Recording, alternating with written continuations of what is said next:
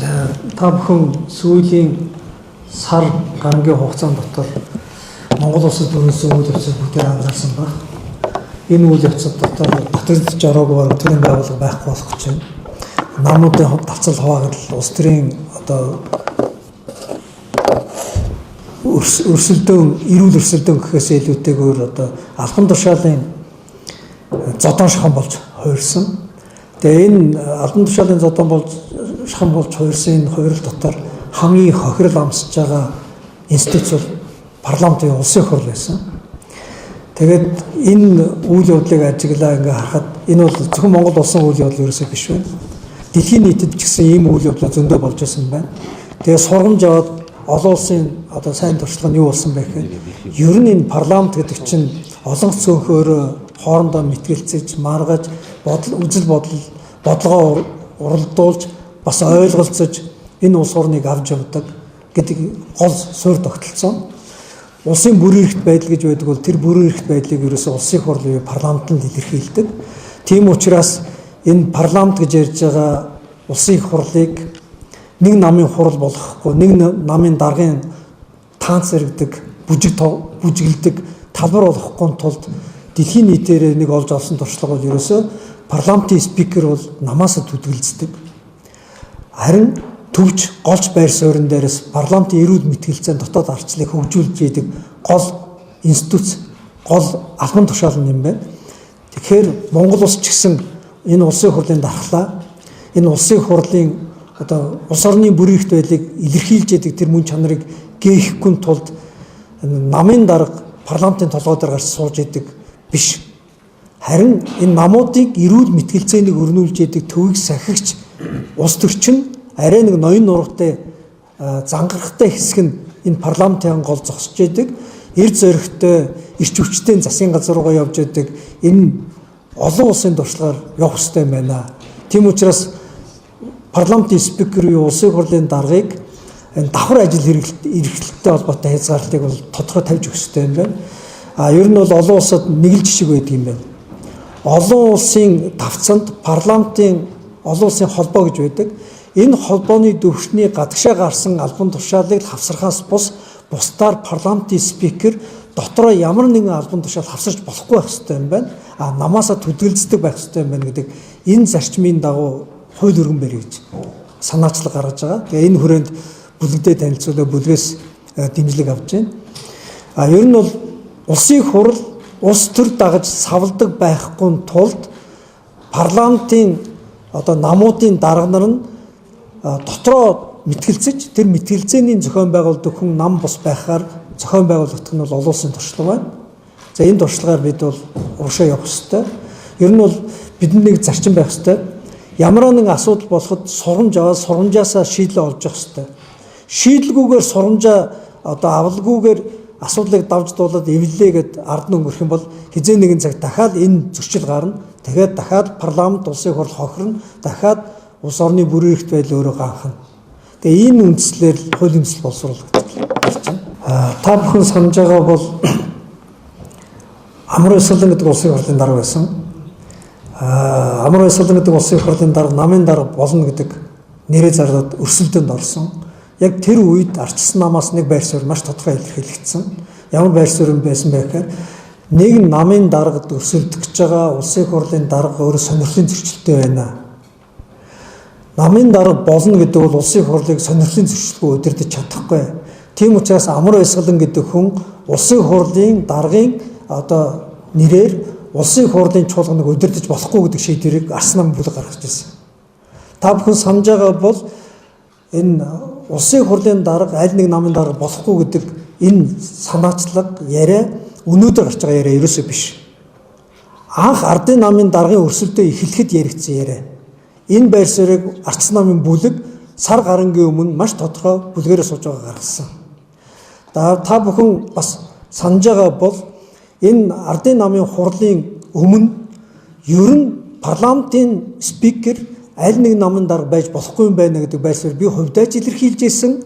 Арс намын бүлгээс цөөнгүй гишүүд илэрхийлж ирсэн. Ардын намын гишүүд ч гэсэн илэрхийлж ирсэн. Та бүхэн санаж байгаа бүрэг дөрж чуулганыг удирдахад аль нэг улс төрийн лидер нам дагсан хүн парламентыг удирдахаар бас савлдгийн байш үү гэж ардын намын хүртэл өөрсдөө ярьсан шүү дээ.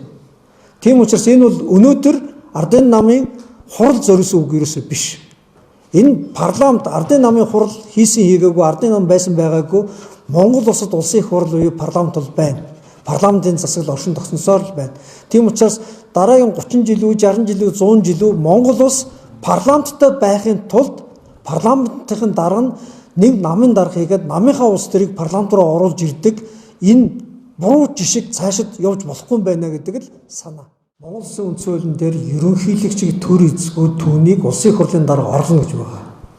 Монгол Улсын ерөнхийлөгч бол намаасаа дүдгэлцдэг. Гэтэл ерөнхийлөгчийг төр эзгүүд улсын их хурлын дарга орлохдоо нэг намын дарга байх юм бол тэр институт бүхэлдээ сүрнэ. Тийм учраас ерөнхийлөгчийг оруулж байгаа албан тушаал дээр ерөнхийлөгчтэй энэ цэцүү намаасаа төдөлцдөг энэ сонирхлын зөрчилгүй байх гэдэг зарчим баримтлах бол үндсэн хуулийн утгаас нагас байна. Энэ бол улсын их хурлын тухай хуулиар шийдэгдэх асуудал. Та бүхэн анзаарч байгаа бол түрүү бас сэтгүүлчийн асуултанд гарлаа. Бид уул нь бол дэлхийн нийтээр бол парламентын спикер гэдэг ойлголт байгаа үндсэн хуулийн. Биднээс хуучин нөгөө дарга шүтдэг социалист одоо сэтгэлгээнээс бүрэн гүйцэд салаагүй байсан учраас улсын их хурлын дарга гэдэг үг хэрэглэсэн. Спикер гэдэг бол хуралдаан одоо чуулган буюу улсын их хурлын хуралдааныг л удирдах зохион байгуулах үүрэгтэй албан тушаал. Гэтэл улсын их хурлын дарга гэж хэлчихээр улсын хурлын өмнөөс баг бид та шийдвэр гаргадаг улсын их хурлыг одоо мэдэн шийддэг нэг хувь хүн шиг бодоод байдаг. Спикер бол 126 оны нэг энэ 126 хүнийг хуралдаж шийдвэрээ гаргахад нь одоо чиглүүлж дэмжлэг үзүүлдэг тийм хүн байх ёстой. Парламентын нэг мөн чанар бол ерөөсө хурлаар шийдвэрээ гаргадаг. Тэгснээс биш нэг дарга алхацдаг шийдвэр ерөөсө гаргадаггүй. Тэгэхээр бид парламентын засаглалтай парламентын бүхий улс мөн л юм бол одоо энэ парламентын соёлыг бүрэн дүүрэн мөн чанараар нь нутагшуулах ёстой. Тэгэхгүй бол одоо юу болоод байна вэ гэхээр улсын их хурлын дарга болчоор энэ улсын 3 дарга нэг болоод энэ улсын их хурлаас тусдаа болоод тусдаа нэг аманд амьдрдаг болж ирээд байна.